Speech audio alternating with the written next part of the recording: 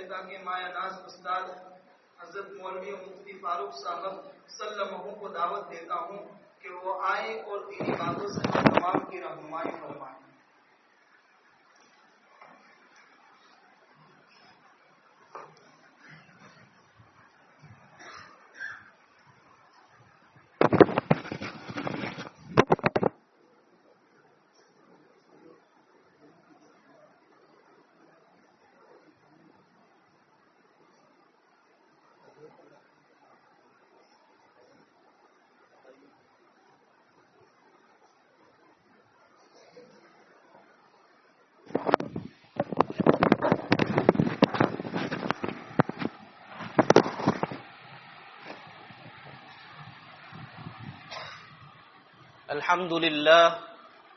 الحمد لله نحمده ونستعينه ونستغفره ونؤمن به ونتوكل عليه ونعوذ بالله من شرور أنفسنا ومن سيئات أعمالنا من يهده الله فلا مضل له ومن يضلله فلا هادي له ونشهد أن لا إله إلا الله وحده لا شريك له ونشهد أن سيدنا ومولانا محمدا عبده ورسوله صلى الله عليه وعلى آله وأصحابه وبارك وسلم تسليما كثيرا كثيرا أما بعد قال الله تبارك وتعالى في كتابه المجيد فأعوذ بالله من الشيطان الرجيم بسم الله الرحمن الرحيم الذي خلق الموت والحياة ليبلوكم أيكم أحسن عملا صدق الله العظيم وعن معاذ بن جبل رضي الله تعالى عنه قال قال رسول الله صلى الله عليه وسلم من أحيا الليالي الخمس وجبت له الجنة ليلة التروية وليلة عرفة وليلة النحر وليلة الفطر وليلة النصف من شعبان او كما قال عليه الصلاة والسلام۔ محترم بزرگوں اور دوستوں اور عزیز بھائیوں،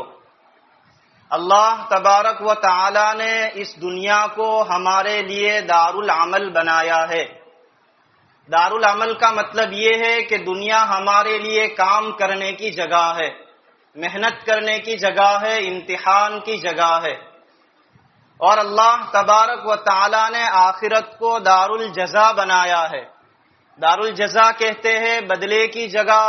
انعام کی جگہ، سزا کی جگہ، فیصلے کی جگہ۔ اور اسی طرح اللہ تبارک و تعالی نے انسانوں کو سہولت پسند بنایا ہے۔ انسان کی چاہت یہ ہوتی ہے کہ کام تھوڑا کرنا پڑے اور اس کے اوپر پروفٹ، فائدہ اور منافع بہت زیادہ مل جایا کرے۔ اب انسان اپنے ارادے سے کوئی بھی کام کرتا ہے، اس کو عمل کہا جاتا ہے۔ یہی عمل شریعت کے دائرے میں رہ کر کیا جائے تو اس کا کرنے والا چاہے مرد ہو یا عورت ہو، وہ کام چھوٹا ہو یا بڑا ہو، وہ کام دنیاوی غرض سے کیا جائے یا دینی غرض سے کیا جائے، اگر شریعت کے دائرے میں رہ کر اس کام کو کیا جا رہا ہے تو شریعت کی اصطلاح کے اندر اس کو حسن عمل، عمل صالح، مقبول عمل، نیک عمل اور ہماری زبان میں اچھا کام کہا جاتا ہے۔ اللہ تبارک و تعالی نے انسانوں کے لیے اس دنیاوی عارضی زندگی کا جو سلسلہ قائم فرمایا ہے، اس کا مقصد حسن عمل ہی ہے۔ خود اللہ تبارک و تعالی ارشاد فرماتے ہیں الذی خلق الموت والحیات، وہ ذات جس نے موت اور حیات کو پیدا فرمایا، لیبلوکم ایکم احسن عملا، تاکہ وہ تمہیں آزمائے کہ تم میں سے کون عمل میں سب سے زیادہ بہتر ہے۔ اس آیت کے اندر غور و فکر کرنے سے یہ بات معلوم ہوتی ہے کہ اللہ تبارک و تعالی نے جس طرح ہمیں آنکھ دیکھنے کے لیے عطا فرمائی ہے، زبان بولنے کے لیے، چکھنے کے لیے عطا فرمائی ہے، اللہ تبارک و تعالی نے ہمیں کان سننے کے لیے عطا فرمائے ہے، اللہ تبارک و تعالی نے ہمیں جس طرح ہاتھ چھونے کے لیے، پکڑنے کے لیے، اسی طرح پیر چلنے کے لیے عطا فرمائے ہے، اللہ تبارک و تعالیٰ نے جس طرح دل و دماغ سوچنے سمجھنے کے لیے ہمیں عطا فرمایا ہے، اسی طرح اللہ تبارک و تعالیٰ نے ہمیں یہ زندگی نیک اعمال کرنے کے لیے عطا فرمائی ہے۔ قرآن کریم میں اللہ تبارک و تعالیٰ دوسری جگہ ارشاد فرماتے ہیں وَمَا خَلَقْتُ الْجِنَّ وَالْإِنسَ إِلَّا لِيَعْبُدُونَ، کہ میں نے جناتوں اور انسانوں کو اپنی عبادت ہی کے لیے پیدا فرمایا، کیونکہ اگر زندگی نہ ہو تو انسان کب اور کیسے اچھے اعمال کرے، کیونکہ مرنے کے بعد انسان کو نیک عمل کرنے کا کوئی موقع دیا نہیں جاتا۔ تو جب اللہ تبارک و تعالیٰ نے ہمیں یہ زندگی دی ہے تو اس کی حقیقی قدردانی یہی ہے کہ ہم اس کو اللہ کی عبادت کے اندر لگائے، اس کے اندر اچھے اعمال کا اہتمام کرے۔ ترمذی شریف کی روایت ہے، نبی کریم صلی اللہ علیہ وسلم کا ارشاد ہے اغتنم خمسا قبل خمس، کہ 5 چیزوں کو 5 چیزوں سے پہلے غنیمت جانو، یعنی 5 چیزوں کی قدر کر لو اس سے پہلے کہ دوسری 5 چیزیں آ جائے۔ آپ صلی اللہ علیہ وسلم نے ارشاد فرمایا آگے شبابک قبل حرمک، کہ جوانی کو بڑھاپے سے پہلے غنیمت جانو، اس لیے کہ جوانی کا معاملہ بھی آنے جانے والا ہے، اس کے بعد یا تو بڑھاپا آئے گا یا موت آئیں گی، اور انسان جس حسن خوبی اور اچھائی کے ساتھ جوانی کے اندر عبادت کر سکتا ہے، اتنی اچھائی سے بڑھاپے کے اندر اللہ کی عبادت کرنے کا اس کو موقع نہیں ملتا۔ اسی لیے ہم دیکھتے ہیں کہ بہت سے ہمارے بڑے بوڑھے فرماتے رہتے ہیں کہ اگر ہم جوان ہوتے تو ہم اس موقع پر یہ کام کر گزرتے۔ اسی طرح آپ صلی اللہ علیہ وسلم نے ارشاد فرمایا صحتک قبل سقمک، کہ صحت اور تندرستی کو بیماری سے پہلے غنیمت جانو، اس کی قدر کر لو، کیونکہ انسان تندرستی کے اندر جو عمل کر سکتا ہے اس عمل کرنے سے انسان بیماری کے اندر محتاج ہوتا ہے۔ انسان بعض مرتبہ ایسی بیماری کے اندر مبتلا ہو جاتا ہے کہ وہ مسجد تک بھی آ نہیں سکتا اور فرائض بھی ادا نہیں کر سکتا، لہذا آپ کا ارشاد ہے تندرستی کو غنیمت جانو بیماری سے پہلے۔ آپ صلی اللہ علیہ وسلم آگے فرماتے ہیں کہ غنا کا قبل فقرک، کہ مالداری کو فقر و فاقہ سے پہلے، غربت سے پہلے غنیمت جانو، اس لیے کہ دنیا کا مال آنے جانے والی چیز ہے۔ آج ایک شخص مالدار ہے مگر اس کے حالات بدلتے ہیں، وہی چند سالوں کے بعد فقر و فاقہ کے اندر مبتلا ہو جاتا ہے۔ کتابوں کے اندر اس کے متعلق ایک واقعہ منقول ہے کہ ایک شخص اپنی بیوی کے ساتھ دسترخوان پر بیٹھ کر عمدہ پکوان تناول فرما رہا تھا، کھا رہا تھا۔ اتنے میں ایک فقیر نے آواز لگائی، اس نے خیرات کا کچھ کھانے کا سوال کیا۔ اس شخص کو یہ سوال کرنا بہت ہی ناگوار گزرا، اس نے اس کو جھڑک دیا اور دھتکار دیا، ہکال دیا۔ اللہ تبارک و تعالیٰ کو اس کا یہ عمل بہت ہی ناگوار گزرا، اللہ کو ذرہ برابر بھی پسند نہیں آیا۔ ہونا یہ تھا کہ اس کرتوت کی وجہ سے اس کی زندگی نے کروٹ لی، یہاں تک کہ اس نے فقر و فاقہ کی وجہ سے اپنی بیوی کو بھی طلاق دے دی۔ اور اللہ تبارک و تعالیٰ کی حکمت اس کے پیچھے کچھ اور ہی کار فرما تھی۔ ایک موقع یہ آیا کہ یہی عورت جو پہلے اس مالدار کی بیوی تھی، اللہ تبارک و تعالیٰ نے اسی عورت کا نکاح اس فقیر کے ساتھ کروا دیا، اور اسی طرح یہ بھی اپنے شوہر کے ساتھ کھانے کے لیے بیٹھی ہوئی تھی۔ پھر سے ایک فقیر آیا اور اس نے دستک دی اور کھانے کا سوال کیا، تو اب جو یہ فقیر شوہر تھا، یعنی اب اللہ تبارک و تعالیٰ نے جس کو مالدار کر دیا تھا، اس نے اپنی بیوی سے کہا جاؤ پہلے اس فقیر کی حاجت کو پوری کرو، اس کی ضرورت کو پوری کر دو۔ جب وہ عورت دروازے سے لوٹی تو وہ رو رہی تھی۔ یہ معاملہ دیکھ کر شوہر نے تعجب سے پوچھا کیا ہوا، آپ کیوں رو رہی ہو؟ تو اس نے بتایا کہ وہ شخص جو فقیر تھا وہ میرا سابقہ یعنی پہلا شوہر تھا۔ پھر اس نے اپنے پورے معاملے کا ذکر کیا، پورا واقعہ سنایا، تو اس دوسرے شوہر نے یہ بات سن کر فرمایا کہ تم کیا جانتی ہو کہ اس دن جو فقیر آپ کے دروازے پر تھا وہ میں ہی تھا، یعنی اللہ تبارک و تعالی نے اس کو مالدار سے فقیر کر دیا اور اس شخص کو فقیر سے مالدار کر دیا، تو اللہ تبارک و تعالی نے اگر ہمیں مال اور دولت دے رکھی ہے تو اس کی قدردانی یہ ہے کہ ابھی اس کو نیک کاموں کے اندر، بھلائی کے کاموں کے اندر، کار خیر کے اندر اس کو خرچ کرے، دوبارہ موقع ملے یا نہ ملے۔ اسی طرح نبی کریم صلی اللہ علیہ وسلم ارشاد فرماتے ہیں کہ وہ فراغ کا قبل شغلک، کہ فرصت کو، فری وقت کو، فراغت کو، مشغولی سے پہلے غنیمت جانو، اس کی قدر کر لو۔ اس لیے کہ بسا اوقات ہم دیکھتے ہیں کہ انسان دنیاوی جمیلوں کے اندر ایسا مشغول ہوتا ہے کہ اس کو فرائض اور واجبات کا بھی خیال نہیں رہتا، اور اتنا زیادہ مصروف ہو جاتا ہے کہ اپنے گھر والوں کو بھی وہ پورا وقت نہیں دے سکتا۔ لہذا اللہ تبارک و تعالی نے ہمیں فرصت اور فراغت دی ہے تو اس فرصت کی قدر کرے اور اس کو اللہ کی عبادت کے اندر گزارے۔ اسی طرح نبی کریم صلی اللہ علیہ وسلم نے 5ویں نصیحت ارشاد فرمائی، وَحَيَاتَكَ قَبْلَ مَوْتِكَ، کہ غنیمت جانو اپنی زندگی کو اپنی موت سے پہلے، یعنی زندگی کی قدر کر لو موت آنے سے پہلے، اس لیے کہ اگر موت آ گئی تو انسان کو پھر نیک اعمال کرنے کا موقع نہیں ملتا۔ تو میرے دوستو، اللہ تبارک و تعالیٰ نے ہمیں یہ جو زندگی دی ہے وہ صرف گزارنے کے لیے نہیں دی بلکہ سنوارنے کے لیے دی ہے، کیونکہ گزارنا یہ تو دوسرے حیوانوں کا کام ہے، انسان کے علاوہ جو جانور دنیا کے اندر موجود ہے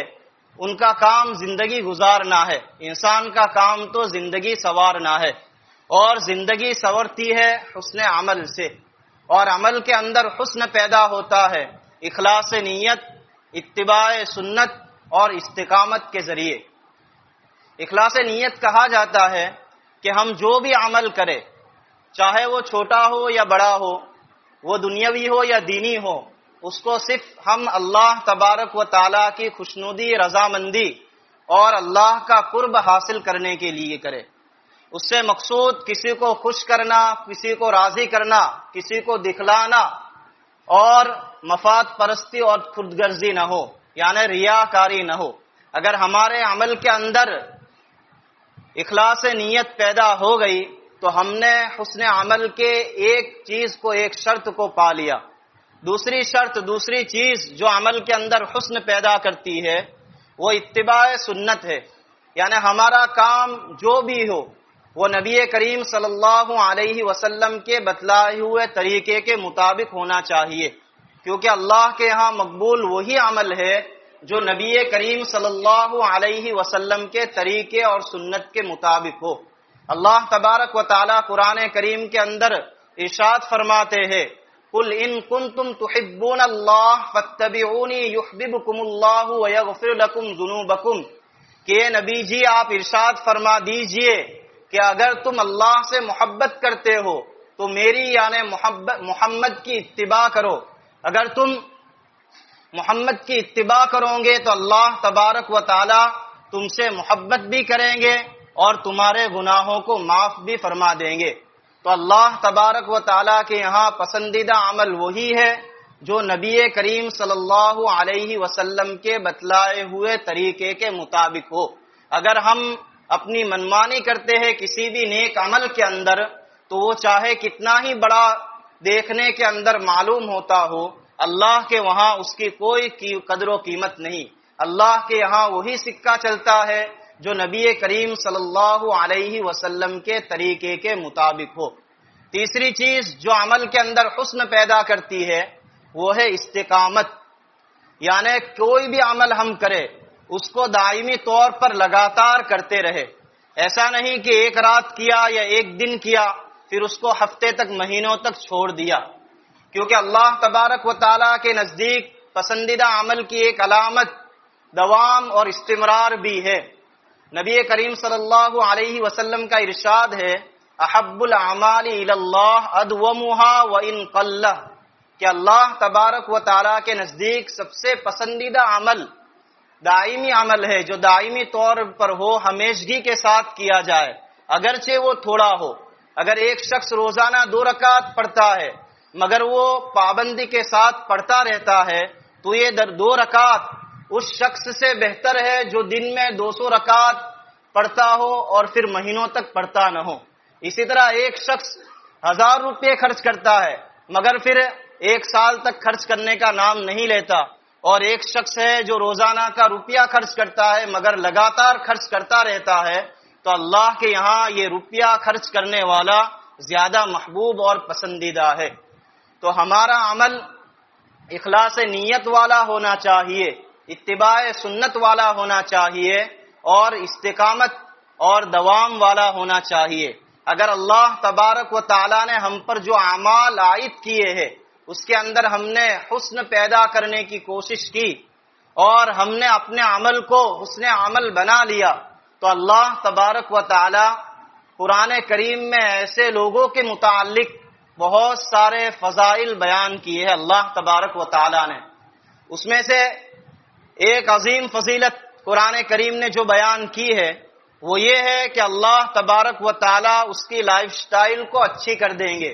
یعنی اس کے پاس بہترین زندگی گزروائیں گے، اس کی زندگی کو آسانی اور سکون اور امن و امان والی بنا دیں گے۔ قرآن کریم میں اللہ تبارک و تعالیٰ ارشاد فرماتے ہیں، من عمل صالحا من ذکر او انثى وهو مؤمن فلنحيينه حیاتا طیبہ، کہ جو بھی نیک عمل کرے گا خواہ وہ مرد ہو یا عورت، ہم اس کو پاکیزہ زندگی بسر کروائیں گے۔ اللہ تبارک و تعالیٰ نے اس آیت کے اندر صرف اچھی زندگی گزروانے کا وعدہ نہیں کیا بلکہ ضمانت لی ہے، اور کتابوں کے اندر ہزارہ نہیں بلکہ لاکھوں مثال ایسی ملتی ہے کہ اللہ کے نیک بندوں نے اپنی زندگی کے اندر حسن عمل کو اختیار کیا، جس کے نتیجے میں اللہ تبارک و تعالیٰ نے ان کی زندگی کو طیب اور پاکیزہ بنا دیا۔ اسی کے متعلق ایک عجیب واقعہ قصص الاخبار نام کی کتاب کے اندر منقول ہے کہ ایک بہت ہی بڑے عالم گزرے ہیں جن کا نام ہے قاضی ابو بکر انصاری البزاز رحمۃ اللہ علیہ۔ ان کے بارے میں آتا ہے کہ وہ مکہ مکرمہ کے اندر مقیم تھے اور ان کی زندگی فقر و فاقہ کے اندر یعنی غربت میں گزر رہی تھی، کھانے کا کوئی منقول انتظام نہیں تھا۔ ایک دن وہ کھانے کی تلاش میں نکلے کہ کسی بھی طرح کوئی کھانے پینے کا انتظام ہو جائے، تو کھانے پینے کا تو کچھ انتظام نہیں ہوا، لیکن انہیں راستے کے اندر ایک ریشمی تھیلی ملی جس کے اندر ہیرے کا بیش قیمتی ایک ہار موجود تھا۔ حضرت اس کو دیکھ ہی رہے تھے کہ ایک بزرگ کی آواز کان کو پڑی یعنی سنائی دی کہ کسی کو بھی اس کیفیت کی کوئی ریشمی تھیلی ملی ہو تو وہ مجھے لوٹا دے، میں اس کو انعام کے طور پر 500 دینار دوں گا۔ 500 دینار کا مطلب اس دور میں ہوتا ہے 500 گرام سونا، 600 گرام سونا، یعنی آدھا کلو سے بھی زیادہ سونا انعام دینے کا وعدہ کیا۔ حضرت نے جب یہ بات سنی تو فوراً یہ تھیلی اس شخص کو یعنی اس بوڑھے میاں کو لوٹا دی، اور جب وہ شخص انعام دینے لگا تو حضرت نے یہ کہہ کر انکار کر دیا کہ اس کا اجر تو میں اللہ تبارک و تعالیٰ سے ہی حاصل کروں گا۔ یہ واقعہ ہونا تھا ہو چکا۔ ایک مدت کے بعد حضرت قاضی ابو بکر البزاز رحمۃ اللہ علیہ سمندری راستے سے کشتی کا سفر کر رہے تھے۔ حضرت کی کشتی طوفان کا شکار ہوئی اور کشتی طوفان میں پھنس کر ٹوٹ گئی۔ حضرت کسی طرح تختے کے اوپر سوار ہو کر ایک جزیرے کے اوپر جا پہنچے۔ حضرت جزیرے پر پہنچ کر اپنی ضرورت سے فارغ ہو کر مسجد کے اندر داخل ہوئے اور اللہ تبارک و تعالیٰ کے ذکر و اذکار اور قرآن کریم کی تلاوت کے اندر مشغول ہو گئے۔ جب نماز کا وقت ہوا تو وہ بستی والے حاضر ہوئے اور حضرت سے دریافت کیا کہ ہمارے امام صاحب کا قریب میں ہی انتقال ہوا ہے، ہم چاہتے ہیں کہ آپ حلیے سے عالم معلوم ہوتے ہیں، آپ ہی ہمیں نماز پڑھا دیجئے۔ حضرت نے نماز پڑھائی اور حضرت نے بہت ہی عمدہ انداز کے اندر نماز پڑھائی۔ تو بستی والوں نے آپس میں مشورہ کیا کہ کیوں نہ ہم اس عالم کو ہی ہماری مسجد کا امام متعین کر لے۔ جب یہ پیشکش حضرت کے سامنے کی گئی تو حضرت نے اس کو من جانب اللہ سمجھا اور ان کی اس درخواست کو قبول کر لیا، اور وہیں حضرت رہنے لگے اور ان کو دینی علم سکھانے لگے، اور اس جزیرے کے حضرت شیخ بن گئے۔ اب لوگوں کے دل کے اندر حضرت کی اس قدر محبت پیدا ہو گئی کہ ان کو یہ خیال آنے لگا کہ ہمیں کبھی حضرت چھوڑ کر تو نہ چلے جائے، لہٰذا انہوں نے مشورہ کیا کہ ہمارے سابق امام مرحوم کی ایک بیٹی ہے جو بہت ہی نیک ہے، کیوں نہ ہم اس عورت کا یعنی اس بیٹی کا نکاح حضرت کے ساتھ کرا دے تاکہ حضرت ہمارے یہاں ہی دائمی طور پر مقیم رہے۔ حضرت کو جب یہ بات پتہ چلی اور حضرت سے اس کے متعلق دریافت کیا گیا تو حضرت نے اس بات کو بھی مان لیا اور اس کے ساتھ نکاح کروا دیا گیا۔ جب نکاح ہو گیا اور اس لڑکی کے خاندان والے حضرت قاضی صاحب کے پاس اس لڑکی کو لے کر حاضر ہوئے تو حضرت کی نگاہ اس عورت کے ہار پر پڑی اور حضرت کو مکہ مکرمہ کا وہ پورا واقعہ یاد آ گیا اور نگاہ وہیں کی وہیں ٹکی رہ گئی۔ جب لوگوں نے یہ دیکھا کہ حضرت اپنی بیوی کو چھوڑ کر گلے کے اندر لٹکے ہوئے ہار کو ہی تاک رہے ہیں، اسی کے اندر حیرت کے اندر مبتلا ہے، تعجب سے اس کو دیکھ رہے ہیں، تو لوگوں نے تعجب سے اس کی وجہ دریافت کی تو حضرت نے پورا واقعہ بیان فرمایا۔ حضرت نے جیسے ہی واقعہ بیان فرمایا تو لوگوں نے اللہ اکبر کی آواز بلند کی۔ حضرت نے اب کی بار اس کی وجہ دریافت کی کہ آپ نے میرے واقعہ سنانے کے اوپر کیوں اتنی زور سے اللہ اکبر کہا؟ تو لوگوں نے فرمایا کہ یہ جو ہار ہے وہ اسی شخص کا ہار ہے جو آپ کو مکہ مکرمہ میں ملا تھا، اور یہ لڑکی اسی کی بیٹی ہے۔ وہ شخص ہمارا سابق امام تھا، وہ جب مکہ مکرمہ سے ہمارے یہاں تشریف لائے تھے تو اکثر دعائیں کرتے رہتے تھے کہ اللہ، میں نے مکہ کے اندر جس نوجوان کو پایا ہے، دنیا کے اندر اتنا امانت دار میں نے نوجوان نہیں دیکھا، اللہ میری ملاقات اس نوجوان سے کرا دیجئے تاکہ میں اپنی بیٹی کا نکاح اس کے ساتھ کرا دوں۔ پھر وہ لوگ کہنے لگے کہ حضرت کی حیات کے اندر تو آپ حضرت سے مل نہ سکے، مگر اللہ تبارک و تعالی نے چاہے اضطراری ہی طور پر کیوں نہ ہو آپ کو ہم تک پہنچا دیا اور حضرت کی دعا کو اس طرح قبول فرمایا کہ حضرت کی بیٹی کا نکاح آپ کے ساتھ ہوا، اور اللہ تبارک و تعالی نے آپ کے عمل کی بھی قدردانی کی اور آپ کو بھی ایک نیک عورت اور قیمتی ہار اللہ تبارک و تعالی نے دنیا کے اندر ہی انعام کے طور پر عطا فرما دیا۔ تو اللہ تبارک و تعالی کا یہ وعدہ ہے کہ جو بھی نیک عمل کرے گا اللہ تبارک و تعالی دنیا کے اندر ہی اس کی زندگی کو خوشگوار کر دیں گے۔ یہ تو دنیا کا معاملہ تھا۔ آخرت کے متعلق اللہ تبارک و تعالی ارشاد فرماتے ہیں للذین احسنوا الحسنى وزیادہ، کہ جو لوگ بھی نیک اعمال بہترین عمل کریں گے اس کے لیے بھلائی اور زیادتی ہے۔ مفسر اعظم نبی اکرم صلی اللہ علیہ وسلم نے حسنہ کی تفسیر جنت سے کی ہے اور زیادہ کی تفسیر خالق کائنات کی زیارت سے کی ہے، کہ جو لوگ بھی دنیا کے اندر اچھے اعمال کریں گے اللہ تبارک و تعالی ان کو بہترین جنت عطا فرمائیں گے، اور آخرت کے اندر اللہ تبارک و تعالی کا دیدار اس شخص کو نصیب ہوگا، اور یہ ایسی نعمت ہے کہ آخرت کے اندر کونین کے اندر اس سے بڑھ کر کوئی بھی نعمت نہیں۔ تو میں نے یہ بات ارشاد فرمائی تھی کہ اللہ تبارک و تعالی نے دنیا کو دار العمل بنایا ہے اور آخرت کو دار الجزا بنایا ہے، اور انسان کو سہولت پسند بنایا ہے۔ اس سہولت پسندی کا نتیجہ ہی ہے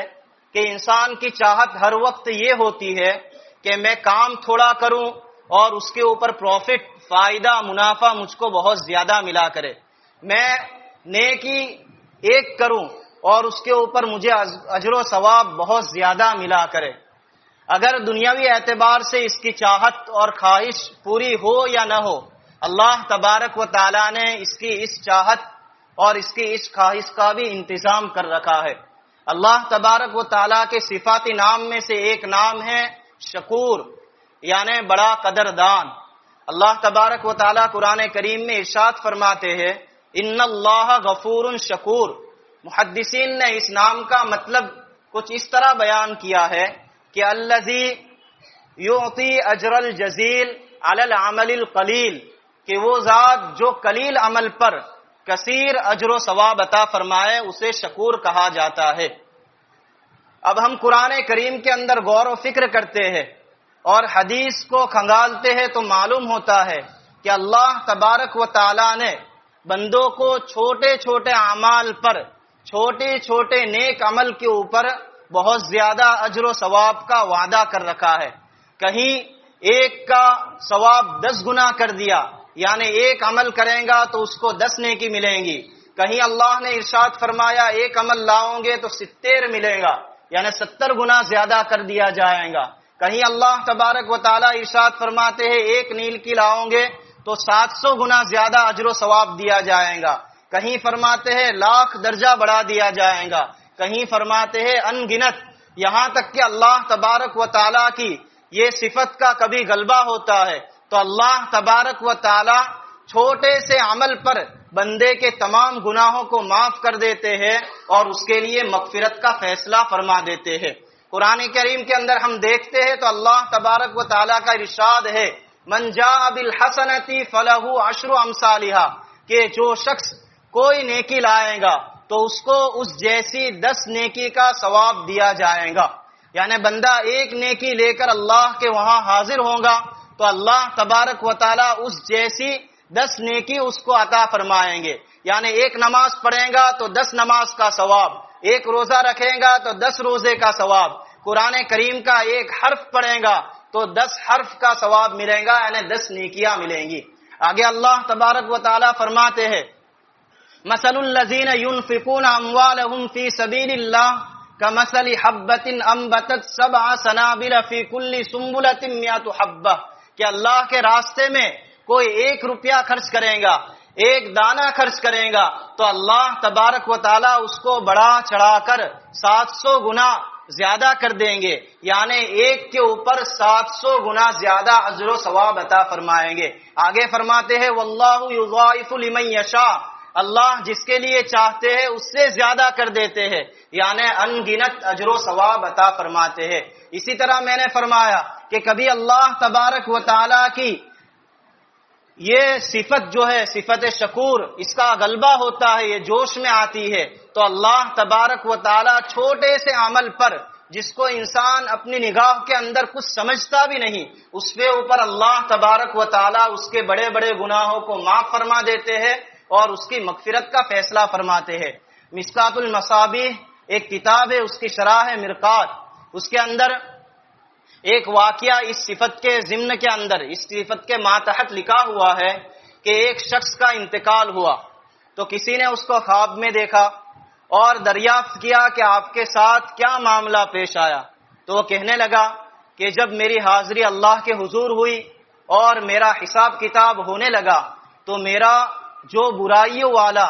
یعنی گناہ والا جو پلڑا تھا وہ بھاری ہو گیا اور جھک گیا، اور نیکیوں والا پلڑا جو تھا وہ اٹھ گیا، ہلکا نکلا۔ یہ دیکھ کر میں غمزدہ ہو گیا کہ اب مجھے جہنم کے اندر پھینک دیا جائے گا، مجھے عذاب کے اندر مبتلا کر دیا جائے گا، کہ اچانک ایک تھیلی چھوٹی سی میرے نیکیوں کے اندر آ کر گر پڑی۔ جیسے ہی اس تھیلی کا گرنا تھا کہ میری نیکیوں والا جو پڑ رہا تھا وہ جھک گیا اور گناہ والا اٹھ گیا۔ اور اللہ تبارک و تعالیٰ کا ارشاد ہے فمن ثقلت موازینہ فاولئک هم المفلحون، کہ جس کا نیکیوں والا پلڑا بھاری ہو گیا وہ کامیاب ہے، وہ فلاح پانے والے ہیں۔ اس آیت کے مطابق میرا شمار کامیاب لوگوں میں ہو گیا۔ میں نے اس تھیلی کے متعلق سوال کیا کہ یہ تھیلی کیسی تھی، کہ ایک معمولی سی تھیلی کی وجہ سے اللہ تبارک و تعالیٰ نے میرے لیے عذاب سے انعام کا فیصلہ کر دیا، جہنم سے جنت کا فیصلہ کر دیا۔ تو کہنے والے نے کہا کہ یہ ایک مٹھی بھر مٹی تھی، یہ ایک مٹھی بھر مٹی تھی جو تو نے اپنے مسلمان بھائی کی قبر پر اس کو دفن کرتے وقت ڈالی تھی۔ اللہ تبارک و تعالیٰ کو تیرا ایک مٹھی مٹی ڈالنا اتنا پسند آیا کہ اللہ تبارک و تعالیٰ نے اس کے نتیجے میں تیرے گناہوں کو معاف فرما دیا اور تیرے لیے جنت کا فیصلہ کر دیا۔ تو اللہ تبارک و تعالیٰ نوازنے پر آتے ہیں تو بعض مرتبہ چھوٹے سے چھوٹے عمل کے اوپر بھی بندوں کی مغفرت کر دیا کرتے ہیں۔ اسی لیے کسی نے کہا ہے رحمت حق بہا نمی جویت کہ اللہ تبارک و تعالیٰ کی رحمت بہانہ ڈھونڈتی ہے، دبدبہ، مرتبہ، شان و شوکت اور مال و دولت وغیرہ کو نہیں دیکھتی۔ میرے دوستو، یہ تو اعمال کا معاملہ تھا۔ اسی طرح اللہ تبارک و تعالیٰ نے اپنے بندوں کے لیے بعض مقام ایسے رکھے ہیں، بعض جگہ ایسی بنائی ہے دنیا کے اندر کہ بندہ اس جگہ پر جا کر ایک معمولی عمل بھی کرتا ہے تو اللہ تبارک و تعالیٰ اس کے اوپر 1,00,000 گنا زیادہ اس کو اجر و ثواب عطا فرماتے ہیں۔ جیسا کہ کوئی شخص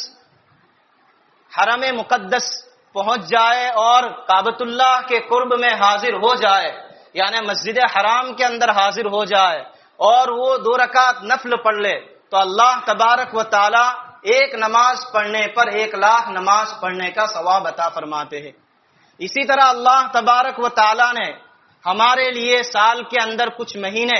مہینوں کے اندر کچھ دن اور کچھ راتیں ایسی رکھی ہے کہ وہ بہت ہی برکت، مغفرت اور رحمت والی ہے کہ اس کی صحیح معنی میں بندے قدردانی کر لے تو وہی راتیں اور وہی مقدس اور بابرکت ایام اس کے لیے جنت کا فیصلہ کروانے والے اور جہنم سے اس کو چھڑانے والے بن جائے۔ جیسا کہ ہم دیکھتے ہیں کہ سالوں میں سے رمضان المبارک کا مہینہ ہے، یہ بڑی ہی برکتوں والا ہے۔ 1 نفل کے ثواب 1 فرض کے برابر ہے اور 1 فرض کا ثواب 70 فرائض کے برابر ہے۔ اسی طرح شب قدر ہے کہ 1 رات کی عبادت 1000 راتوں کے برابر ہے۔ اسی طرح اللہ تبارک و تعالیٰ نے ہمارے لیے جمعہ کا مبارک دن اور مبارک رات رکھی ہے کہ یہ بھی بہت ہی برکت والا ہے۔ اسی طرح عرفہ کا دن اور عرفہ کی رات، اور انہی بابرکت راتوں میں سے نصف شعبان کی رات یعنی شب برات بھی ہے۔ اللہ تبارک و تعالیٰ کی رحمتیں اس رات کے اندر کثرت سے نازل ہوا کرتی ہے اور بے شمار بندوں کی اس رات میں مغفرت ہوا کرتی ہے۔ حضرت معاذ بن جبل رضی اللہ تعالی عنہ فرماتے ہیں کہ نبی کریم صلی اللہ علیہ وسلم نے ارشاد فرمایا کہ 5 راتیں ایسی ہے کہ جو شخص ان 5 راتوں کو عبادت کے ذریعے زندہ رکھے گا، یعنی عبادت کے ساتھ گزارے گا، اللہ تبارک و تعالی اس کے لیے جنت کو واجب کر دیں گے۔ اس میں سے پہلی رات لیلۃ الترویہ یعنی 8ویں ذی الحجہ کی رات ہے، دوسری لیلۃ عرفہ یعنی 9ویں ذی الحجہ کی رات ہے، اس میں سے تیسری یوم النحر یعنی بقرعید کی رات ہے، 10ویں ذی الحجہ کی رات ہے، اس میں سے چوتھی عید الفطر کی رات جس کو لیلۃ الجائزہ بھی کہا جاتا ہے، اور 5ویں رات نصف شعبان یعنی آج کی رات شب برات ہے۔ اگر ہم نے اس رات کی قدردانی کر لی، جو اعمال کرنے جیسے تھے وہ کیے اور جن سے بچنا تھا ان سے اپنے آپ کو بچایا، تو اللہ کی ذات سے قوی امید ہے کہ جو بشارت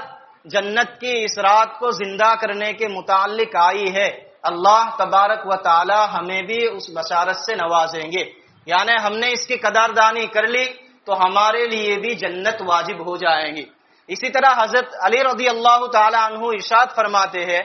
کہ نبی کریم صلی اللہ علیہ وسلم نے ارشاد فرمایا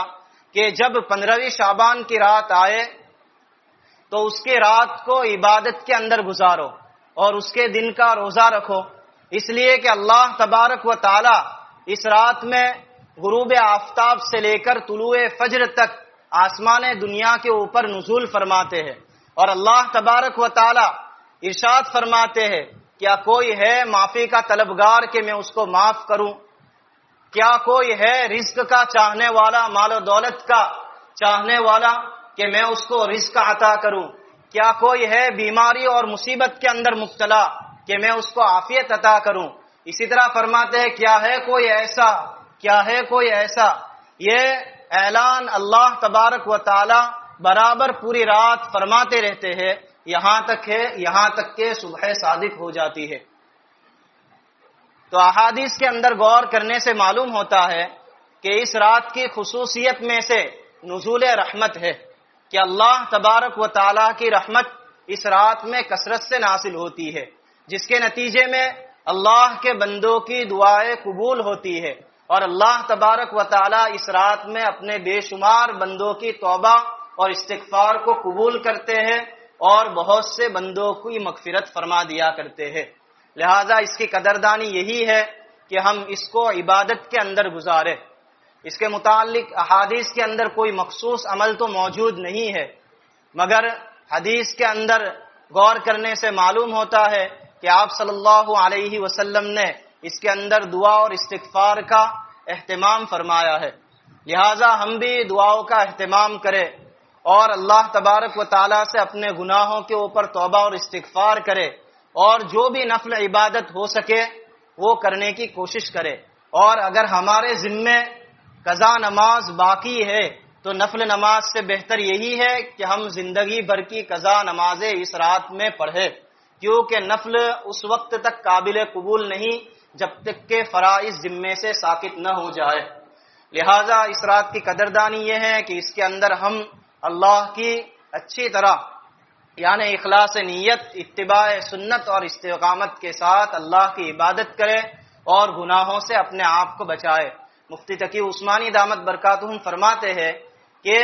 رمضان سے 2 ہفتے پہلے اس رات کا ہونا ایسا معلوم ہوتا ہے کہ اللہ تبارک و تعالیٰ نے اس رات کو رمضان کے استقبال کے لیے یہاں پر رکھا ہے، تاکہ بندے رمضان کے لیے اچھی طرح تیار ہو جائے۔ جیسا کہ کوئی شادی وغیرہ کا موقع آتا ہے، کوئی اچھا پروگرام ہوتا ہے، تو اس سے پہلے انسان نہا دھو کر اچھی طرح تیار ہوتا ہے، اور رمضان کا مبارک مہینہ آنے والا ہے تو اللہ تبارک و تعالیٰ نے بندوں کے لیے مغفرت کا اس سے 2 ہفتے پہلے انتظام فرما دیا۔ تو بہرحال یہ رات بہت ہی برکت والی ہے، اس کی ہم جتنی بھی قدردانی کریں اتنی کم ہے۔ اللہ تبارک و تعالیٰ سے دعا ہے کہ اللہ حقیقت میں ہم کو اس کی قدردانی کی توفیق عطا فرمائے اور اس کی ناقدری سے ہماری حفاظت فرمائے، اور اس کے اندر کیے جانے والے اعمال کو قبول فرمائے، اور ہماری دعاؤں کو اللہ تبارک و تعالیٰ اس رات میں بھی اور اس کے بعد بھی قبول فرمائے، اور اللہ تبارک و تعالیٰ ہم